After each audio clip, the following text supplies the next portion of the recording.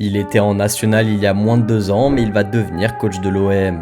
Le parcours d'Habib Beye est incroyable. Tout juste licencié par le Stade Rennais, le Sénégalais va rejoindre Marseille pour tenter de les sauver en pleine crise. Une belle évolution pour le technicien qui faisait monter le Red Star en Ligue 2 il y a moins de 2 ans. Allez, on va parler d'Habib Beye, mais avant ça, abonne-toi à mon compte. Ancien international sénégalais, passé par Strasbourg, Marseille ou Newcastle, Habib Beye prend sa retraite en 2012 et devient consultant sportif. Après 9 ans sur les plateaux télé, il décide d'entamer une carrière d'entraîneur et rejoint le staff d'un club historique de Paris, le Red Star, en mai 2021. Quelques mois plus tard, l'entraîneur principal Vincent Bordeaux est licencié et le Sénégalais assure l'intérim.